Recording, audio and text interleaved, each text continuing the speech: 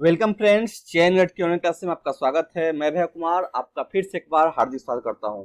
आशा करता हूं आप कुशल होंगे और कोविड एप्रोप्रिएट बिहेवियर को फॉलो कर रहे होंगे, घर पे होंगे और सुरक्षित होंगे। दोस्तों, अभी का जो समय है वो घर पे रहकर पढ़ाई करने का है। मैं आपसे बार बार रिक्वेस्ट करता हूँ, निवेदन करता हूँ कि आप घर पर रहें, सुरक्षित रहें और स्वस्थ रहें, ताकि एक स्वस्थ मस्तिष्क जो है स्वस्थ ज्ञान को अर्जित करने में, अर्जन करने में ज्यादा सहायक होता है। तो इसलिए मैं बार बार आपसे कहता हूँ कि आप स्वस्थ रहने के लिए आप घर में रहें। जब तक ये कोविड महामारी का कोई एप्रोप्रिएट इलाज नहीं हो जाता है, तब तक आप ये गलती न करें। आप घर में रहें और घर के सदस्य भी सुरक्षित रहेंगे। जब आप घर में रहेंगे, घर से बाहर जाने पर बहुत ही एसेंशियल वर्क हो तभी बाहर जाए, लेकिन उसका प्रोटोकॉल जो उसको फॉलो जरूर करेंगे। दोस्तों, ये चैन गार्ड का ऑनलाइन प्लेटफॉर्म है और हम लोग अभी एनसीईआरटी क्लासेज जो है वो कर रहे हैं। तो सबसे पहले आपसे बात करूं कुछ जरूरी सूचना के रूप में कि आप अगर आप बहुत बच्चे जो है नए जुड़े हुए हैं, उनसे स्पेशली मैं कहता हूं, और जो पुराने बच्चे हैं अगर वो अभी तक चैन गडाइस को सब्सक्राइब नहीं किया है तो यूट्यूब पर जाएंगे। खैर, पुराने बच्चे तो ऑलरेडी चैनल को देख रहे हैं और पंक्चुअल भी हैं, तो फिर भी मैं बोल रहा हूँ कि अगर आप भूल जाए तो अभी मेरे कहने के साथ ही आप जरूर सब्सक्राइब कर दीजिएगा। यूट्यूब पर जाइए, चैन गडाइस टाइप कीजिए, उसके बाद उसको सब्सक्राइब कर लीजिए। साथ ही साथ आपको बेल आइकन दबाना है ताकि नोटिफिकेशन मिलते जाए। पर्सनलाइज उसको कर लीजिएगा और उसके बाद अपने दोस्तों के साथ, बहुत सारे ऐसे मित्र हैं या जो भी आप सोशल मीडिया यूज करते हैं मनोरंजन के लिए अपने लेजर टाइम में, उस लेजर टाइम में एक काम आप और करेंगे। चैनगढ़ का जो लिंक है, आप लिंक उस पर किसी भी ऑनलाइन प्लेटफॉर्म पर आप जरूर शेयर कीजिए, ताकि बहुत सारे ऐसे बच्चे हैं जिनको एनसीईआरटी ऑनलाइन डिजिटल फॉर्म में पढ़ना है, तो उन तक जो है ये लिंक पहुंच जाए और वो हमारे से जुड़ सकेंगे। इसके लिए आप भी अब मैं हम हमारी टीम भी आपका बहुत शुक्रगुजार रहेगी और उन बच्चों का भी कल्याण होगा, क्योंकि बहुत सारे ऐसे बच्चे हैं जो भटक रहे हैं एनसीईआरटी को सरल और सुबोध भाषा में पढ़ने के लिए, वो कॉन्सेप्ट को समझने के लिए। तो ये काम आप जरूर कीजिएगा, आपके माध्यम से काम जल्दी होगा, ऐसा मैं ऐसा करता हूँ। मैं आशा ये भी करता हूँ कि आप ये काम जरूर करेंगे। तो दोस्तों, पहले आप ये काम जरूर कर लीजिए। अब बात करते हैं हम एनसीईआरटी की। तो एनसीईआरटी में हमने जो प्लान बनाया था, तो हमने एनसीईआरटी अभी आपको पता होगा, आपने से बहुत बच्चे जो है पंक्चुअल है, तुमको तो पता है। जो नए हैं उनके लिए भी थोड़ा सूचना देना जरूरी होता है, तो मैं बता देता हूँ कि एनसीईआरटी हम लोग क्लास 6 का, क्लास 7 और क्लास 8 अभी कर रहे हैं। मतलब क्लास 6 क्लास 7 जो है हमने कवर कर लिया है। अगर जो बच्चे जो नए हैं आज जुड़ रहे हैं या जो बीच में भी जुड़े हुए हैं, अगर उन्होंने पहले का वीडियो नहीं देखा है तो चयनगढ़ में जाएंगे और प्लेलिस्ट में एनसीईआरटी का सेक्शन है, उसको जाके आप उसको देख लेंगे। वहाँ बहुत ही अच्छी तरीके से हमने समझाया है। कोशिश की कि आपको अन्य सोर्स के पास न जाना पड़ेगा, कॉन्सेप्ट आपको क्लियर हो जाएगा और टू दी पॉइंट मैंने बताया है, जो एग्जामिनेशन पॉइंट ऑफ व्यू से जरूरी है उसको मैंने चर्चा किया। अभी हम लोग चैप्टर जो क्लास है क्लास 8 हम लोग पढ़ रहे हैं और क्लास 8 में चैप्टर 7 आज हम पढ़ने वाले, जिसका शीर्षक है देसी जनता को सभ्य बनाना, राष्ट्र को शिक्षित करना।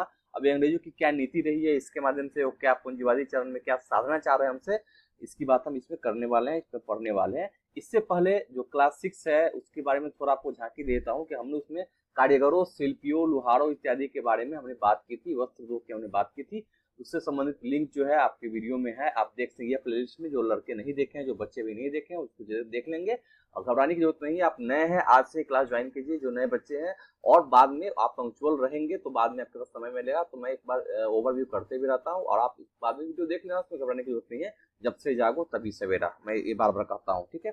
और दूसरा एक और चीज है कि कर्म करते रहिए। कर्म से क्या आता है, गीता का एक मैं कोट आपको बताऊँ, क्रमण्यवादी करस्ते माँ फल कदाचन माँ कर्म फल हेतु भूर्मा तेषंगो सत्व कर्मी। इसमें कहा गया कर्म करते रहिए, फल की चिंता न करिए। तो आपका काम क्या है, पढ़ाई करना। बार बार आप जो ये बार बार आपको जो मोटिवेट करना पड़ता है, उसका कारण यही है कि आप सेल्फ जो है सेल्फ मोटिवेट की क्षमता आप में नहीं है, तो सेल्फ मोटिवेटेड होते रहिए। अभी कोरोना काल में घर पे है तो मैं मान रहा हूँ कि मनोरंजन के साधन बहुत सीमित है और घर में थोड़ा आप जरूर उब रहे होंगे, लेकिन फिर भी अगर आप पढ़ाई का एक तरीका बनाए, मैंने एनसीईआरटी कैसे पढ़ना है इसकी चर्चा मैंने की है, आप सेक्शन में जाकर देखेंगे।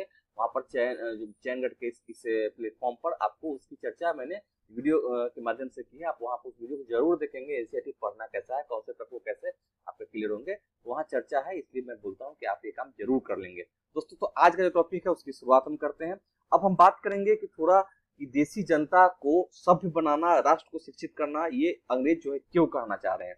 तो आपको पता होगा कि जब व्यावसायिक चरण में अंग्रेज थे तो इनका मुख्य उद्देश्य क्या था, अधिकाधिक राजस्व को कलेक्ट करना और उसको व्यापार में क्या करना, निवेश करना। शुरुआत में यही इनका काल रहा था, यही इनका जो है इनका लक्ष्य रहा था। लेकिन बाद में क्या होता है, जब पूंजीवादी युग आता है, जो औद्योगिक क्रांति होती है ब्रिटेन में, तो इनका लक्ष्य बदलता है। तब क्या करते हैं, ये अपना उद्देश्य बदल देते हैं। इनका उद्देश्य क्या होता है कि भारत को कच्चे माल के निर्यातक और तैयार माल के आयातक के रूप में परिवर्तित करना, ये इनका उद्देश्य होता है। इसके लिए क्या होता है, जब तैयार माल को जब वो भारत में लॉन्च करेंगे, भारत में आयातक बना देंगे तैयार माल का, तो उसके लिए क्या मार्केट में इनकी पकड़ होनी चाहिए। इसलिए क्या करेंगे, बहुत सारे भारतीय क्षेत्रों को जिनको पहले वो छोड़ देते थे, सामंतों के अधीन छोड़ देते थे, या पुरानी प्रक्रिया में रहते थे, समाज में कोई सुधार नहीं करना उन्होंने ये लक्ष्य रखा था कि हमको प्रशासन में खर्च न हो पाए। अब क्या करेंगे, वो सारे चीज करेंगे, वो समाज का भी सुधार, समाज सुधार की बात करेंगे, हमारी संस्कृतियों के जो उद्गाता रहे हैं और संस्कृति की बुराई करेंगे, हमें सभ्य बनाने की बात करेंगे, शिक्षित करने की बात करेंगे, हमारे रहन सहन पोशाक पर वो कमेंट्स करेंगे, ताकि हम उनके पोशाक, उनकी संस्कृति को अपनाएं। और जब उनकी संस्कृति को हम अपनाएंगे तो उनके वस्तुओं को अपनाएंगे, उपभोग में उस वस्तुओं को शामिल करेंगे, उन वस्तुओं को, इससे उनको लाभ होगा। तो ये उद्देश्य यही है। आप इतना अगर समझ गए तो आप एनसीईआरटी क्या, आप कोई भी जो हिस्ट्री का जो मर्म है आप समझ पाएंगे। इसलिए मैं इसको थोड़ा बहुत ही डीप लैंग्वेज में आपको समझा चुका हूँ। अब हम पढ़ते हैं, चैप्टर शुरू करते हैं। तो आप तैयार हो जाइए, जो नए बच्चे हैं वो भी ध्यान से पढ़े, मन में बिल्कुल ये शंका ना लाए कि अभी हम यहाँ पढ़ेंगे तो पिछला छूटा हुआ, ये ध्यान मत करना। आप बस अभी से कंटिन्यू हो जाओ, बाकी समय मिलेगा, आप वीडियो लेक्चर देख लेना। फिर भी दिक्कत है तो कमेंट कर लेना, हम लोग चैनल की जो टीम है 24/7 आपके लिए प्रेजेंट है। तो शुरू करते हैं। पहले के अध्याय में आप देख चुके हैं कि ब्रिटिश शासन के कारण यहाँ के राजाओं और नवाबों, किसानों और आदिवासियों पर किस तरह के प्रभाव पड़े थे, हमने बताया था, उसका चर्चा हमने की थी। लेकिन अभी आपने नहीं देखा तो वीडियो को देखें। जिन्होंने देखा है, जो पंक्चुअल है, उनको तो समझ में आ रहा होगा, क्लास को कनेक्ट कर पा रहे होंगे, उनमें जो नॉलेज गैप नहीं होगा बिल्कुल, इसका तो मैं दावा कर रहा हूँ। इस अध्याय में हम यह समझने का प्रयास करेंगे कि इन चीजों से विद्यार्थियों के जीवन पर क्या असर पड़े। विद्यार्थियों के जीवन को समझना इसलिए जरूरी है क्योंकि भारत में अंग्रेज केवल भूक्षेत्र पर विजय और आय पर्यंत ही नहीं चाहते थे, उन्हें लगता था कि उनका एक सांस्कृतिक मिशन भी है। वे मानते थे कि उन्हें देसी समाज को सभ्य बनाना है और उनके रीति रिवाजों और मूल्य मान्यताओं को बदलना है। अब सभ्य बनाने के लिए बोलेंगे, व्हाइट मैन बर्डन्स जो जरूर आपने पढ़ा होगा, तो उसमें क्या है, वो सभ्य बनाने की बात करते हैं। पहले, इससे पहले जो थे वो तो प्रशंसा करते थे और ये बोलते थे कि भारत की संस्कृति सबसे अमूल धरोहर है, भारतीय संस्कृति सर्वश्रेष्ठ है। अब क्या करेंगे, हमारे संस्कृतियों में वो क्या करेंगे, खोट निकालना शुरू करेंगे, बुराई करना शुरू करेंगे, कहेंगे यहाँ पर ये है, यहाँ पर अंधविश्वास है, यहाँ पर मदारी रहते हैं, यहाँ सांप पालने वाले हैं, यहाँ सपेरे हैं, इस प्रकार की चर्चा करेंगे और बोलेंगे समाज में जो कुरीति है उसको दूर करने के लिए हम लोग आए हैं, हमारा ये दायित्व है कि हम आपको शिक्षित करें।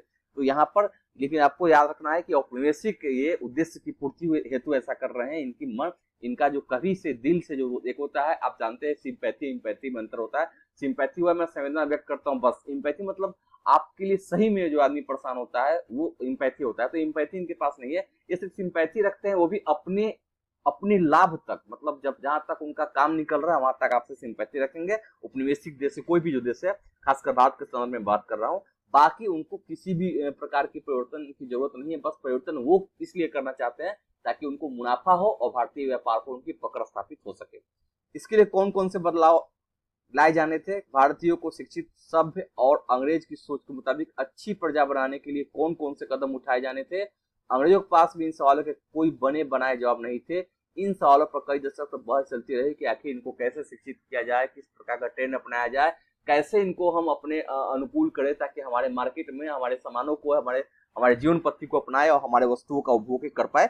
इस तरह की चर्चा करेंगे, इसके लिए बहुत समय लगेगा। शिक्षा पर चर्चा होगी, इंग्लिश को मीडियम बनाया जाए नहीं बनाया जाए, भारतीय संस्कृति जो सांस्कृतिक सब्जेक्ट है उसमें क्या परिवर्तन किया जाए, भाषा क्या हो, लिपि क्या हो, बहुत सारी चर्चा होने वाली है। और चर्चा का मुख्य उद्देश्य सिर्फ एक ही रहा, औपनिवेशिक उद्देश्य रहा है कि भारत को क्या करना है, तैयार माल का आयातक और कच्चे माल का निर्यातक बनाना है। मतलब यहाँ पर कोई उद्योग धंधा का विकास नहीं करना है, यहाँ पारंपरिक उद्योग का इन्होंने पहले ही विनाश कर चुका है और इनका एक ही लक्ष्य है, किसी भी तरह अधिक से अधिक मुनाफा करना, भारतीय क्षेत्र पर पकड़ बनाना और बाद में अधिकतम सुख की बात करेंगे। अधिकतम सुख से सीधा मतलब है अधिकतम लोगों तक, हर अधिकतम लोगों तक वस्तु, विदेशी वस्तु, खासकर ब्रिटेन से के कारखानों से जो भी उत्पाद है उनको अधिकतम हाथों तक पहुंचाना, यही इनका उद्देश्य है। अब थोड़ा यहाँ साइड में जो है एनसीईआरटी जो बताना चाहती है इसके बारे में जानिए। एक टर्म है भाषाविद, एक ऐसा व्यक्ति जो कई भाषाओं का जानकारी और विद्यार्थी होता है। कहने का मतलब बहुत सारी भाषाओं का जानकार और विद्यार्थी होना, तो उसको लिंग्विस्टिक बोलते हैं, भाषाविद बोलते हैं। भाषाविद से यही पर्याय आपका है। देखिए, अंग्रेज शिक्षा को किस तरह से देखते थे। अब अंग्रेज की बात की जाए यहाँ पर, आइए सबसे पहले इस बात पर ध्यान दें कि शिक्षा के क्षेत्र में अंग्रेज क्या सोच रहे थे, और शिक्षा के विचार हमें आज सहज सामान्य दिखाई देते हैं, वे पिछले 200 सालों में किस तरह विकसित हुए हैं। इस पड़ताल के दौरान हम इस बात पर भी विचार करेंगे कि भारतीयों ने ब्रिटिश विचारों पर कैसी प्रतिक्रिया दी, और इस बारे में अंग्रेजों के विचार किस तरह से विकसित हुए और भारतीयों को कैसे पढ़ाया जाएगा। कहने का अर्थ है कि क्रिया के विपरीत प्रतिक्रिया होना है। शुरुआती चरण में जब अंग्रेज कुछ परिवर्तन करना चाहेंगे, शैक्षणिक सुधार करना चाहेंगे, तो भारतीय जनमानस के बीच प्रतिक्रिया उत्पन्न हुई कि हमारे पुरातन संस्कृति को, प्राचीन भाषाओं को नष्ट करना चाहते हैं। लेकिन बाद में अंग्रेजों ने क्या किया कि मध्यम मार्ग निकाला और किसी भी तरह भारतीय भाषाओं को भी मान्यता जरूर दी, लेकिन कोशिश की कि अंग्रेजी को जन सामान्य के बीच प्रचलित करे, अंग्रेजियत को प्रचलित करे। अंग्रेजियत का मतलब है अंग्रेजी संस्कृति, उसको यहाँ पर प्रचलित करे और लोगों के बीच उसको उसका व्यापक प्रभाव हो। उसके लिए क्या करेंगे, यहाँ के जो पंडित वर्ग है, ब्राह्मण वर्ग है, यहाँ पे काजी वर्ग है, जो विद्वान है विभिन्न धर्मों के, उन धर्मों को पकड़ेंगे समाज सुधार के उद्देश्य से, और उनसे और बहुत बड़े जो शिक्षक है उनको भी अपने पोशाक इत्यादि के बारे में बताएंगे, जिसको हम बाद में बोलते हैं व्हाइट, जो बोलते हैं ब्लैक जो अंग्रेज है, मतलब कहने का जो भारतीय लोग हैं जो अंग्रेजियत को अपना लेते हैं, अंग्रेजी खान पान रहन सहन को अपना लेते हैं, नए टाइप के अंग्रेज जो जिसको हम लोग बोलते हैं भूरे अंग्रेज जो बाद में बोला जाता है, तो वैसे लोगों को इनका बनाना लक्ष्य था कि उनके माध्यम से समाज के लोगों में हम अपना प्रचार करवाएंगे। क्योंकि वो ग्रामीण क्षेत्र के लोग हैं, यहाँ का स्थानीय लोग हैं, ग्रामीण क्षेत्र में उनकी पकड़ अच्छी होती है, इसलिए उनके माध्यम से कार्य करेंगे। ठीक है, अब हम बात करते हैं प्राच्यवाद की परंपरा। प्राच्यवाद क्या है, बात है विलियम जोन्स का, मैं बताऊंगा इसके बारे में।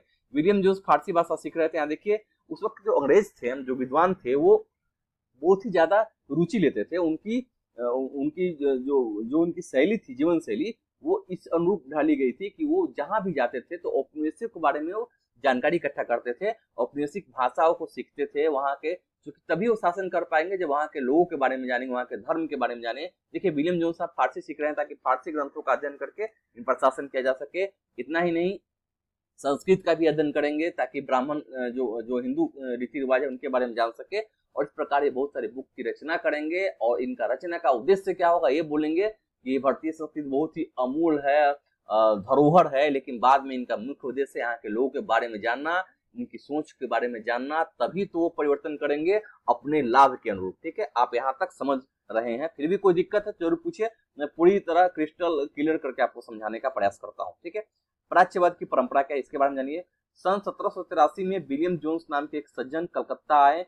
उन्हें ईस्ट इंडिया कंपनी द्वारा स्थापित किए गए सुप्रीम कोर्ट में जूनियर जज के तौर पर तैनात किया गया था। कानून का माहिर होने के साथ साथ जोन्स एक भाषाविद भी थे, लिंग्विस्टिक थे। उन्होंने ऑक्सफोर्ड में ग्रीक और लैटिन का अध्ययन किया था। वे फ्रेंच और अंग्रेजी जानते थे, और अपने दोस्त से अरबी सीखने के अलावा फारसी भी सीख चुके थे। मतलब ये जो है बहुत प्रकार के भाषाविद, बहुभाषी जो है ज्ञान रखते थे, और ये रुचि रखते थे भारतीय भाषाओं को जानने में, बहुत प्रकार की भाषाओं को सीखने में ये रुचि रखते थे, उनका इंटरेस्ट था। तो कोलकाता आने के बाद रोजाना घंटों संस्कृत विद्वानों के साथ बैठकर उनसे संस्कृत की बारी किया, उसकी व्याकरण, संस्कृत का योग अध्ययन करने लगे थे। कुछ ही समय में उन्होंने कानून, दर्शन, धर्म, राजनीति, नैतिकता, अंक गणित, चिकित्सा विज्ञान और अन्य विज्ञानों की प्राचीन भारतीय पुस्तकों का अध्ययन शुरू कर दिया। जोन्स ने पाया कि उस समय कलकत्ता में तैनात बहुत सारे अंग्रेज अफसर भी उनके जैसी दिलचस्पियां रखते थे। हेनरी टॉमस, कोलब्रुक और नेथेलियन हॉलहेड भी भारतीय भाषा सीखकर संस्कृत और फारसी रचनाओं का अंग्रेजी में अनुवाद कर रहे थे और प्राचीन भारतीय विरासत को समझने के प्रयास में लगे हुए थे। इन लोगों के साथ मिलकर जोन्स ने Asiatic society of Bengali question पूछा था। याद रखिएगा, विलियम जोन्स ने स्थापित किया था एशियाटिक सोसाइटी ऑफ बंगाल का गठन किया और एशियाटिक रिसर्च नामक शोध पत्रिका का प्रकाशन शुरू किया। क्यों? क्योंकि इसके माध्यम से वो यहाँ के बारे में जान पाते। देखिए, हेनरी टॉमस कोलब्रुक का एक पिक्चर है, यहाँ देखिए, और ये क्या है, यह संस्कृत के तथा हिंदुत्व के प्राचीन धार्मिक ग्रंथों के विद्वान थे।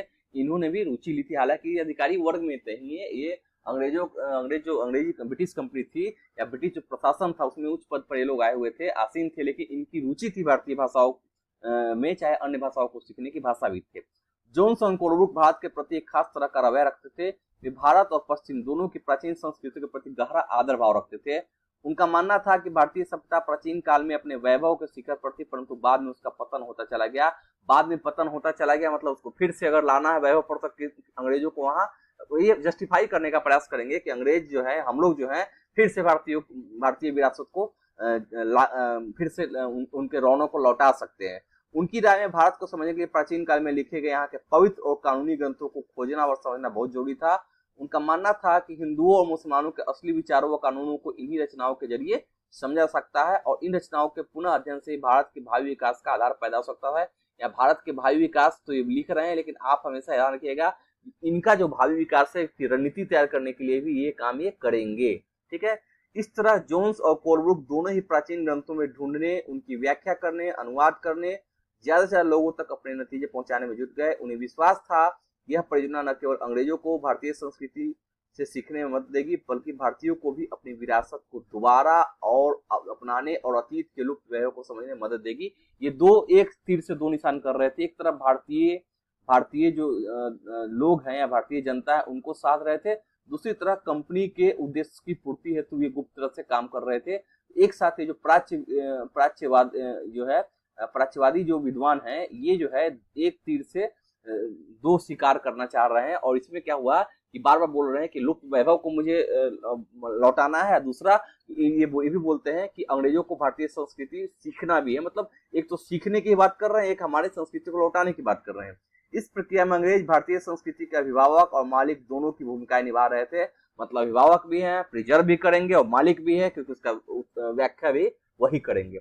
इन प्रयासों और विचारों से प्रभावित होकर कंपनी के बहुत सारे अधिकारियों ने दलील दी कि अंग्रेजों को पश्चिमी ज्ञान के बजाय भारतीय ज्ञान को ही प्रोत्साहन देना चाहिए। वे चाहते थे कि प्राचीन भारतीय ग्रंथों के अध्ययन को प्रोत्साहित करने और संस्कृत और फारसी साहित्य व काव्य को पढ़ाने के लिए संस्थानों की स्थापना की जाए। इन अधिकारियों का यह भी मानना था कि हिंदू और मुसलमानों को वही पढ़ाया जाना चाहिए जिससे पहले ही परिचित है, जिससे वे आदर और महत्व देते हैं। उन्हें अनजाने विषयों की शिक्षा न दी जाए। इन अफसरों की राय में केवल तभी अंग्रेज देसी जनता का दिल जीत सकते हैं, केवल तभी अजनबी शासक अपनी प्रजा के आदर की उम्मीद कर सकते थे। एक तरह से एक व्यवहारिक बात भी कर रहे हैं कि हम यहाँ जो प्राचीन जो शिक्षा पद्धति है या यहाँ के जो पारंपरिक रीति रिवाज है उनको हम बनाए रखे, इनके ही रीति रिवाजों को, इनके प्राचीन शिक्षा के लिए इनका एक संस्थान खोल दे और इनके ही भाषा में इनको शिक्षित करे, क्योंकि पहले से उन भाषाओं की इनकी जानकारी है और जल्दी सीख पाएंगे। इस बात को ध्यान रखते हुए 1781 में अरबी, फारसी, इस्लामिक कानून के अध्ययन को बढ़ावा देने के लिए कलकत्ता में एक मदरसा खोला गया। उद्देश्य क्या है मदरसा खोलने का, आप खुद ब खुद हमें कमेंट करके बताइए। ठीक है, 1791 में बनारस में हिंदू कॉलेज की स्थापना की गई ताकि वहां प्राचीन संस्कृत ग्रंथों की शिक्षा दी सके और देश का शासन चलाने में मदद मिले। परंतु कंपनी के सभी अफसर इन विचारों से सहमत नहीं थे। इनमें से बहुत सारे प्राच्यवादियों के कटु आलोचक भी थे। क्यों थे ये भी बताऊंगा। कि उनका मानना था कि अगर सारी हम यहाँ जो आए हैं, शासन करने आए हैं, तो यहाँ के रीति रिवाज को ही अगर मानने लगेंगे तो फिर हमारी सुप्रीमेसी कैसी कायम होगी। तो कुछ लोग ऐसे भी थे जो प्राच्यवादियों का विरोध करते थे, उनकी अलग मांग थी और उनकी सोच बिल्कुल अलग थी, डिफरेंट थी इनसे। और कुछ ऐसे भी थे जो यहाँ के उद्गाता था, जिसमें विलियम जोन्स, नॉर्थब्रुक की हम बात कर रहे हैं। मदरसा क्या है इसके बारे में चर्चा कर लेते हैं। सीखने के स्थान को अरबी भाषा में मदरसा कहा जाता है। यहाँ यह किसी भी इस तरह का स्कूल या कॉलेज या कोई और संस्थान हो सकता है जहाँ बच्चे पढ़ते हैं, उर्दू भाषा, फारसी भाषा सीखते हैं, उसको मदरसा कहा जाता है। एक फिगर यहाँ देखिए, यहाँ पर वारेन हेस्टिंग्स का स्मारक है, रिचर्ड वेस्ट मार्कोट 1830। अब कलकत्ता स्थित विक्टोरिया मेमोरियल में इनका अभी भी फिगर लगा हुआ है। इस तरह से पता चलता है कि भारत में ब्रिटिश सत्ता के बारे में प्राच्यवादी किस तरह सोचते थे। जहां आप देख सकते हैं, यहाँ आप क्या देख सकते हैं, देखिए कि सबसे ऊपर हेस्टिंग्स की भव्य प्रतिमा है जो प्राच्यवादियों के भारी समर्थक थे। इस तरह इसके एक तरफ पंडित और दूसरी तरफ नीचे बैठा हुआ मुंशी दिखाई दे रहा है। हेस्टिंग्स तथा अन्य प्राच्यवादी भारतीय विद्वानों से विभिन्न भारतीय भाषाएं सीखना चाहते थे, जिन्हें वह कई बार केवल बोलिया समझते और वर्नाकुलर का नाम देते थे। स्थानीय रीति रिवाजों और कानूनों के बारे में जानना चाहते थे और प्राचीन ग्रंथों के अनुवाद और व्याख्या में मदद चाहते थे। हेस्टिंग्स ने पहल करके कलकत्ता मदरसे की स्थापना की और उनका विश्वास था कि यहाँ के प्राचीन रीति रिवाज और यहाँ की ज्ञान संपदा ही भारत में ब्रिटिश शासन के आधार होने चाहिए। यहाँ यही फिगर दिखाया गया है। यहाँ ये भी है कि उत्सुकतावती ब्राह्मणों और मुस्लिम दोनों से सीखना चाहते हैं। इस फिगर का एक यही अर्थ है। अब प्राच्यवादी के बारे में थोड़ा जान लीजिए। एशिया की भाषा और संस्कृति का गहन ज्ञान रखने वाले जो लोग हैं उनको प्राच्यवादी कहा जाएगा। पुरातन संस्कृति के बारे में जानने के इच्छुक रहेंगे। मुंशी ऐसा व्यक्ति जो फारसी पढ़ना, लिखना और पढ़ाना जानता हो, मतलब एक टीचर जिसको बोलते हैं, उसको मुंशी कहा जाएगा, उस्ताद कहा जाएगा। ठीक है, यहाँ देखिए पूरब की जगह ने गलतियां। पूरब की जगह ने गलतियां मतलब पूरब कौन, भारतीय उपनिवेश, भारत जो देश है, जो पूरब, जो ब्रिटेन से जो पूरब दिशा की ओर, इसको पूरब की जगह गलतियां के बारे में बात करेंगे। क्या करेंगे वो भी समझते हैं। 19वीं सदी की शुरुआत से ही बहुत सारे अंग्रेज अफसर शिक्षा के प्राचार्य दृष्टिकोण की आलोचना करने लगे थे। उनका कहना था कि पूर्वी समाजों का ज्ञान त्रुटियों से भरा हुआ है और वैज्ञानिक है। उनके मुताबिक पूर्वी साहित्य अगंभीर है और सतही था, इसलिए उन्होंने दिल्ली के अंग्रेजों को अरबी और संस्कृत भाषा व साहित्य के अध्ययन को बढ़ावा देने पर इतना खर्च नहीं करना चाहिए। ये एक चीज याद कर रहे हैं कि पूर्वी जो भी ज्ञान है वो पहले से ही बहुत सारा त्रुटिमय है, त्रुटि ज्यादा है वहां पर। साइंस उसमें जो है वो साइंटिफिक नहीं है। पूर्वी साहित्य जो है गंभीरता उसमें नहीं है, बहुत ही सतही साहित्य है। और इसलिए वो कहते थे कि यहाँ पर इसके विकास में फालतू पैसा खर्च नहीं करना है, हमें पश्चिमी सभ्यता के संस्कृति, यहाँ की भाषाओं को समृद्ध बनाने के लिए और इनको सिखाने के लिए पैसे खर्च करने की जरूरत है। ये इनका एक तर्क है जिसको अगर पूछा जाए तो आप जरूर काटिएगा, क्योंकि आप जान रहे हैं कि प्राच्यवादी चरण है उस चरण में क्या है, व्यवसायिक चरण है। वहां जो भी गवर्नर आएंगे या जो भी वहां पर उस वक्त देखिएगा जो भी जो सुधारक आएंगे या प्रशासन में जो लोग आएंगे उनको निर्देश है, हिदायत है कि आप भारतीय प्रशासन के चक्कर में ना पड़े, उसके खर्चों के चक्कर में ना पड़े। आप क्या करें, सिर्फ और सिर्फ व्यापार करें, अधिकाधिक राजस्व कमाएं और उसको व्यापार वाणिज्य में निवेशित करें और अधिकाधिक लाभ कमाएं। तो इस उद्देश्य को वो दिमाग में रख के आए हुए थे, तो इसलिए क्या करेंगे, वो यहाँ पर ज्यादा प्रशासन में खर्च नहीं करना चाहेंगे। आप देखते हैं कि जब 1765 में इलाहाबाद की संधि होती है तो द्वैत शासन के अंदर दीवानी कानून तो इन्होंने ले लिया, लेकिन फौजदारी जो है कहीं न कहीं नवाब के अधीन रहने दिया गया। कारण क्या था कि वो जानते थे कि अगर हम फौजदारी लेंगे तो हमें कानून व्यवस्था को चलाने में, प्रशासन में को चलाने में, सुचारू ढंग से चलाने में खर्च करना पड़ेगा, जिसका विरोध बार बार हो रहा था।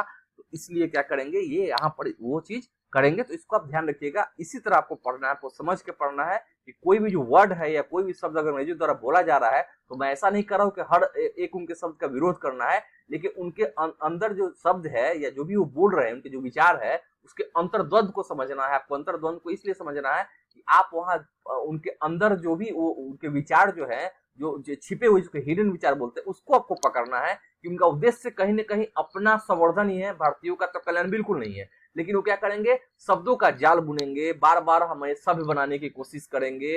हमारे संस्कृतियों के शुरुआत में उद्गाता इसलिए रहेंगे कि उनकी संख्या कम है, व्यापारिक है, लेकिन जैसे ही उनका शासन स्थापित होगा वो कब्जा करने लगेंगे। फिर वही जो लोग हैं उनका जो है उद्देश्य जैसा ही बदलता है, वो हमारी संस्कृतियों के उद्गाता नहीं, मतलब उनके बार बार जो हम अभी भी जानते हैं कि जेम्स मिल ने किस प्रकार हमारी किताबों के बारे में, हमारे ग्रंथों को लेकर बार बोला था कि एक लंदन में एक जो शिल्प में अलमारी है उतना जो जिसमें ज्ञान है वो भारतीय पूरा किताब में नहीं है। तो कहने का अर्थ है कि बाद में वो इसकी बुराई करने लगेंगे। तो कारण क्या है कि अब भारतीय क्षेत्रों पर कब्जा करना है, समाज सुधार करके अपने लाभ के लिए शासन करना है। तो यह उद्देश्य अगर आप समझ गए तो आप इतिहास समझ गए। ठीक है, थोड़ा वर्नाकुलर जान जाता हूँ, क्योंकि वर्नाकुलर जो शब्द है वो आया था, इसको जानना थोड़ा जरूरी है। यहाँ देखिए, वर्नाकुलर यह शब्द आमतौर पर मानक भाषा से अलग किसी स्थानीय भाषा या बोली के लिए इस्तेमाल किया जाता है। वर्नाकुलर प्रेक्षक जानते हैं, भारत जैसे औपनिवेशिक देशों में अंग्रेज रोजमर्रा इस्तेमाल की स्थानीय भाषाओं और साम्राज्यवादी शासकों की भाषा अंग्रेजी के बीच फर्क को चिन्हित करने के लिए इस शब्द का इस्तेमाल करते थे। तो वर्नाकुलर प्रेस एक्ट जो है उसके बारे में आप जान जाएंगे। ठीक है, तो वो जब वहां पढ़ाऊंगा तो आपको जरूर उसके बारे में हम चर्चा वहां पर करेंगे। परचवादियों पर हमला करने वालों में जेम्स मिल प्रमुख थे, इनकी चर्चा मैंने की थी। उनका विश्वास था कि अंग्रेजों को देसी जनता को खुश करने और उसका दिल जीतने के लिए जनता की इच्छा के हिसाब से उनकी भावनाओं को ध्यान में रखते हुए शिक्षा नहीं देनी चाहिए। उनकी राय में शिक्षा के जरिए उपयोगी और व्यवहारिक चीजों का ज्ञान दिया जाना चाहिए। अब ये तय करेंगे कि क्या उपयोगी है और क्या व्यवहारिक है। वाह! इसलिए भारतीयों को पूर्वी समाजों के काव्य और धार्मिक साहित्य के बजाय ये पढ़ाना जाना चाहिए कि पश्चिम ने किस तरह के वैज्ञानिक और तकनीकी सफलताएं हासिल कर ली है। मतलब विज्ञान की बात करेंगे, तर्क की बात करेंगे। ये कभी भी धर्म की बात नहीं करना चाहते हैं, ये कभी भी नैतिकता की बात नहीं करना चाहते, क्योंकि खुद ये अनैतिक है। ठीक है, अब आगे देखिए, 1830 के दशक तक प्राच्यवादियों का विरोध और तीखा हो गया था। थॉमस बैबिंगटन मैकाले इन विचार आलोचकों में सबसे प्रमुख और मुखर और प्रभावशाली विचारक थे। वह भारत को असभ्य देश मानते थे। अब यहाँ देखिए, यहाँ पर ये भी आपको जानना है कि मैकाले शिक्षा प्रीति है, तो मैकाले भी है वो जेम्स मिल से थोड़ा ज्यादा ही कट्टर आपको निकलेंगे विचारों में। वे भारत को असभ्य देश मानते थे, जिसे सभ्यता का पाठ पढ़ाना जरूरी था। बोलते थे कि यहाँ पर भारतीयों को शिक्षित बनाना हमारा उद्देश्य होना चाहिए और छड़ी के बल पर, शासन के बल पर यहाँ पर इन पर शासन करके इनको सुधारा जा सकता है, ऐसे नहीं सुधरेंगे। मैकाले के मुताबिक पूर्वी ज्ञान की कोई भी शाखा इंग्लैंड, यहाँ पर अब यहाँ इसको ध्यान दीजिएगा, इस समय इंग्लैंड की प्रगति के समकक्ष नहीं थी। मैकाले का कहना था कि एक अच्छे रूपीय पुस्तकालय का केवल एक खाना ही भारत और अरब के समूचे देसी साहित्य के बराबर है। सॉरी, मैं वहां पर जेम्स मिल की चर्चा मैंने आपको की थी, मैकाले का नाम लेना था, उसको आप थोड़ा अब मैं यहाँ सुधार दे रहा हूँ। तो यहाँ पर मैकाले जो है ये इतना ज्यादा अपने आप को विश्वस्त, मतलब इतना ये घमंडी है, या इस प्रकार की जो शब्द इनके लिए मैं प्रयोग नहीं करना चाहता था, लेकिन मैं ये बता रहा हूँ कि ये जो है इतना इतना ज्यादा यहाँ भारतीय भाषाओं के प्रति क्रूर व्यवहार रखते हैं कि कहते हैं कि एक अच्छे रूपीय पुस्तकालय का केवल एक खाना, खाना मतलब सेल्फ जो होता है, एक खाना, मान लीजिए ये 3 खाना, 1 2 3 4 खाना है, तो एक खाना, इसकी चर्चा की जा रही है कि एक खाना जो है वो क्या है, वो बोला गया कि भारत और अरब के समूचे देसी साहित्य के बराबर है। सोचिए कि इन्होंने एक खाना से ही पूरे भारतीय और अरबी साहित्य, मतलब मुस्लिम संस्कृति और हिंदुओं की संस्कृति है, उस सभी को एक ही में समेट दिया। कहा कि हमारे पास जो एक शिल्प है वो आपके पूरे ग्रंथ में मौजूद नहीं है, इतना अहंकारी है। उनका तर्क था कि भारत में ब्रिटिश सरकार को प्राच्यवादी ज्ञान पर सरकारी पैसा बर्बाद नहीं करना चाहिए, क्योंकि इससे कोई फायदा होने वाला नहीं है। ये पहले ही निष्कर्ष पर जाते थे, कहते थे कोई फायदा नहीं है उनके ज्ञान विज्ञान को बढ़ाने की, हमें अपने तरीके से शिक्षा की व्यवस्था की जानी चाहिए। गहन ऊर्जा और आवेश पूर्वक मैकाले ने अंग्रेजी भाषा सिखाने की जरूरत पर जोर दिया। उनका मानना था कि अंग्रेजी के ज्ञान से भारतीयों को दुनिया के श्रेष्ठतम साहित्यिक कृतियों को पढ़ने का मौका मिलेगा। यहाँ के लोग पश्चिमी विज्ञान और दर्शन के क्षेत्र में हुए विकास से अवगत हो पाएंगे। इस प्रकार उनका कहना था कि अंग्रेजी पढ़ाना लोगों को सभ्य बनाने, उनकी रुचियों, मूल्यों और संस्कृतियों को बदलने का रास्ता हो सकता है। यहाँ पर अब ये अपना उद्देश्य यहाँ पर समझिए कि इनका मुख्य उद्देश्य क्या है, कि यहाँ के लोगों में अंग्रेजी सभ्यता का विकास करना है, अंग्रेजी कल्चर को अपनाने पर जोर देना है, ताकि लोग जो है अंग्रेजी कल्चर को अपनाए, अंग्रेजी सभ्यता को अपनाए, और अंग्रेजियत अगर आपने अपनाया तो अंग्रेजी वस्तु से भी आप क्या है परिचित होने लगेंगे, उसको उपयोग करने लगेंगे। यही तो ये चाह रहे हैं। फिर आगे देखेंगे, मैकाले के मिनट्स विवरण के आधार पर 1835 का अंग्रेजों का शिक्षा अधिनियम पारित किया गया। आप जानते हैं 1835 का शिक्षा नीति, ये फैसला लिया गया कि अंग्रेजी को उच्च शिक्षा का माध्यम बनाया जाए और कोलकाता मदरसे तथा बनारस संस्कृत कॉलेज जैसे प्राच्यवादी संस्थानों को प्रोत्साहन न दिया जाए, मतलब उसको बंद किया जाए या उसको राशि न दिया जाए। इन संस्थानों को अपने आप क्षरण के शिकार होते जा रहे अंधकार के मंदिरों की संख्या दी गई। अब स्कूलों के लिए भी अंग्रेजी पाठ्य पुस्तक छपने लगी।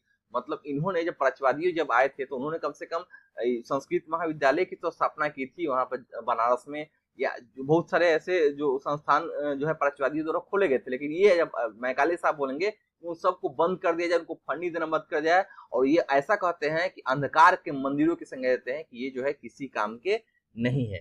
ठीक है, अब ज्ञानियों की भाषा के तौर पर थोड़ा इसको ही पढ़ लेता हूँ। ज्ञानियों की भाषा के लिए अंग्रेजी को ही मानेंगे। अंग्रेजी पढ़ाने की जरूरत पर जोर देते हुए मैकाले ने कहा था, सभी पक्ष इस बात पर सहमत दिखाई देते हैं कि भारत के देसी लोगों द्वारा आमतौर पर बोली जाने वाली बोलियों में न तो साहित्यिक जानकारियां होती है और न ही वैज्ञानिक। देखिए बहुत अच्छा निष्कर्ष इन्होंने दे दिया तुरंत, कोई जानकारी नहीं होती, ना ही साहित्यिक जानकारी है ना वैज्ञानिक। इसके अलावा ये बोलियां इतनी दरिद्र और रुखी है कि अगर किसी और स्रोत से उनको समृद्ध न बनाया जाए तो किसी मूल्यवान कृति का उनमें अनुवाद भी नहीं किया जा सकता है। मतलब हमारे लिपि पर भी इन्होंने सवाल उठा दिया। थॉमस बेबिंगटन मैकाले भारतीय शिक्षा के विषय में 2 फरवरी 1835 के मिनट्स में चर्चा करते हैं, और यहाँ पर भारतीय भाषा को इस प्रकार ये डांट डपट रहे हैं। एक तरह से डांटना इसको बुलाया गया। ये इतने ज्यादा एजुकेटेड अपने आप को मानते हैं कि जो भी इनके नजर में है पश्चिमी ज्ञान है, भारतीय ज्ञान, भारतीय भाषा, भारतीय परंपरा, भारतीय रिवाज इनके लिए कोई मायने नहीं रखता है। व्यवसाय के लिए शिक्षा, 1854 में ईस्ट इंडिया कंपनी के लंदन स्थित कोर्ट ऑफ डायरेक्टर्स ने भारतीय गवर्नर जनरल को शिक्षा के विषय पर एक नोट भेजा। कंपनी के नियंत्रक मंडल के अध्यक्ष चार्ल्स वुड के नाम पर जारी किए गए इस संदेश को वुड का नीति पत्र, वुड्स डिस्पैच के नाम से जाना जाता है। इस दस्तावेज में भारत में लागू की जाने वाली शिक्षा नीति की रूपरेखा स्पष्ट करते हुए एक बार फिर दोहराया गया कि प्राच्यवादी ज्ञान के स्थान पर यूरोपीय शिक्षा को अपनाने से कितने व्यवहारिक लाभ प्राप्त होंगे, उसकी ये जो बता रहे हैं कि प्राच्यवादियों के जो भाषा है उसके आधार पर अंग्रेजी शिक्षा से हमें निम्न लाभ होने वाले हैं। इस दस्तावेज में यूरोपीय शिक्षा का व्यवहारिक लाभ आर्थिक क्षेत्र में बताया गया था। उसके मुताबिक यूरोपीय शिक्षा के माध्यम से भारतीयों को व्यापार और वाणिज्य के विस्तार से होने वाले लाभों को समझने और देश के संसाधनों के विकास का महत्व समझने में मदद मिलेगी। यदि उन्हें यूरोपीय जीवन शैली से अवगत कराया गया तो उनकी रुचियों और आकांक्षाओं में भी बदलाव आएगा और ब्रिटिश वस्तुओं को की मांग पैदा होगी, क्योंकि तब यहाँ के लोग यूरोप में बनी चीजों को अपनाना और खरीदना शुरू कर देंगे। पहले उनको संस्कृति में फेरबदल कीजिए, उनके संस्कृति में हस्तक्षेप कीजिए, अंग्रेजियत लाइए, अंग्रेजी रीति रिवाजों को फॉलो करने लायक बनाइए, ताकि बाद में क्या करेंगे हमारे वस्तुओं को कर देंगे, अपनाएंगे। यही इनका शुरुआती विचार है। अब देखिए उच्च शिक्षा नीति में और क्या है। वुड के नीति पत्र में यह तर्क भी दिया गया था कि यूरोपीय शिक्षा से भारतीयों के नैतिक चरित्र का उदान होगा। अब यह नैतिक चरित्र की बात कर रहे हैं कि हमारा नैतिक चरित्र का उदान तभी होगा जब यूरोपीय शिक्षा भारतीयों को मिलेगा। इससे वे ज्यादा सत्यवादी और ईमानदार बन जाएंगे और फलस्वरूप कंपनी के पास भरोसेमंद कर्मचारियों की कमी नहीं रहेगी। कितना हाइपोथेटिकल सोचते हैं।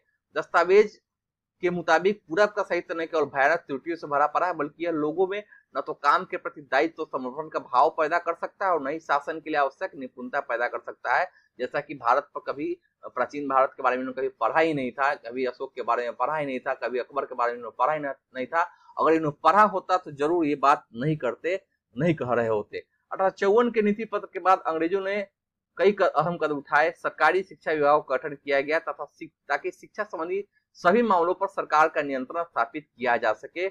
विश्वविद्यालय शिक्षा की व्यवस्था विकसित करने के लिए भी कदम उठाए गए। 1857 में जब मेरठ और दिल्ली में सिपाही विद्रोह कर रहे थे, उस समय तक कलकत्ता, मद्रास और बम्बई विश्वविद्यालयों की स्थापना की जा रही थी। स्कूली शिक्षा प्रणाली में परिवर्तन के प्रयास भी किए गए। कहने का अर्थ है कि चार्ल्स वुडपैच आया था, उसमें पूरा उनका उद्देश्य था कि भारतीय शिक्षा को अंग्रेजी शिक्षा के साथ स्थानांतरित कर दिया जाए, उसके स्थान पर वो लाया गया। ठीक है। पक्ष में तर्क क्या देते हैं। 1854 के वुड के नीति पत्र प्राच्यवादी ज्ञान का विरोध करने वाले निर्णायक विजय का संकेत। इसमें कहा गया था, हम जोर देकर बात करनी चाहिए कि भारत में हम जिस शिक्षा का प्रसार करना चाहते हैं उस शिक्षा का लक्ष्य यूरोप की श्रेष्ठता कलाओं, सेवाओं, दर्शन और साहित्य यानी यूरोपीय ज्ञान का प्रसार करना है, इसकी बात वो कर रहे हैं। तो दोस्तों अभी हमने यहाँ पर क्या देखा, हमने अभी तक यही देखा कि यहाँ पर जो प्राच्यवादी जो है, प्राच्यवादी एक तरफ से भारतीय संस्कृति के उद्गाता है और भारतीय संस्कृति के प्रशंसक है। भारतीय ग्रंथों की वो क्या कर रहे हैं, वो अध्ययन करके और उसके बारे में जानना चाह रहे हैं, रुचि रखते हैं। लेकिन अब जो है पूंजीवादी चरण में जैसे ही और लोग आएंगे, मैकाले आएंगे और जेम्स मिल आएंगे, ये जो है भारतीय संस्कृति के कटु आलोचक रहेंगे। वे भारतीय संस्कृति और परंपराओं का विरोध करेंगे, यहाँ के नीतियों को नहीं मानेंगे, कहेंगे इसमें सुधार की जरूरत है और अपने रिगार्डिंग वो शिक्षा की नीति में क्या करेंगे, अंग्रेजी को माध्यम बनाना चाहेंगे ताकि यहाँ के लोग अंग्रेजी समझ सके, पढ़ सके और इन पर शासन करना आसान हो सके। तो ये जो चरण है, इस चरण को आप ध्यान में रखना है कि जब जब आप वित्तीय चरण बात करेंगे उसमें और भी परिवर्तन देखने को मिलेगी। पहला चरण जो है घेरे की नीति थी। दूसरा चरण आपको मैं इसके लिए एक स्पेशल क्लास भी लूंगा कि विभिन्न चरण में जो गवर्नर जनरल है वो कुछ न किसी उद्देश्य को लेकर आए होते हैं और उद्देश्य की पूर्ति के लिए क्या करते हैं, प्रशासनिक सुधार करते हैं ताकि उनकी औपनिवेशिक जो हित है उसकी पूर्ति हो सके। वो अपना जो जहां पर उनको निशाना साधना वो निशाना साध सके और कम से कम ब्रिटेन जो है अधिकाधिक लाभ कमा सके। यहाँ के संस्कृतियों के बल पर, यहाँ के लोगों के बल पर उनका उत्थान हो सके, इसका वो पूरी तरह से ये प्रयास वो उनके द्वारा किया जाएगा, ये आप जानते हैं। तो दोस्तों अभी जो है हम ये पार्ट 1 जो है चैप्टर जो 7 हमने पढ़ाया, चैप्टर 7 का पार्ट 1 सेक्शन मैंने ये कवर किया है। क्योंकि मैं इसको 2 पार्ट में करता हूँ ताकि समझाने में ज्यादा दिक्कत ना हो, आपको भी ज्यादा बर्डन न पड़े। 40 मिनट का वीडियो बहुत होता है, 30 से 40 मिनट का वीडियो ही देखना पर्याप्त है, क्योंकि इसके बाद आप उबले रहेंगे, तो इसलिए मैं ये प्रयास करता हूँ। तो ये जो है अभी यहीं पर मैं इसको समाप्त करता हूँ। अगले वीडियो में इसका पार्ट 2 आएगा, उस वक्त भी समझा के पढ़ाऊंगा और ओवर भी थोड़ा जरूर कर दूंगा। तो दोस्तों एक चीज और फिर से लास्ट में रिक्वेस्ट कर रहा हूँ, अभी भी जो व्यक्ति देख रहे हैं, जो भी स्टूडेंट्स है, जो अभ्यर्थी है, जो नए जुड़े हैं या पुराने हैं, जो वीडियो देखने के बाद ही वहां से चले जाते हैं, कोई दिक्कत नहीं है। आप और अन्य भी बहुत सारे आपके पास और भी वैकल्पिक वर्क आपके पास होते होंगे, लेकिन अभी आप क्या कीजिए, इसी वक्त हमारे सामने बोलने के समय ही चैनल को सब्सक्राइब कर दीजिए, लाइक कीजिए, कमेंट करते रहिए, कुछ सवाल पूछते रहिए, कोई कमेंट करे उसको उनके बारे में बताना भी है। नोटिफिकेशन तो जरूर, बेल आइकन जो है जरूर दबा दीजिए ताकि नोटिफिकेशन आपको मिलते रहे।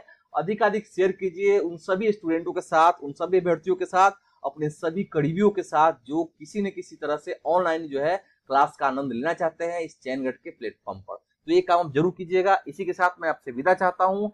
बहुत बहुत धन्यवाद दोस्तों। जय हिंद।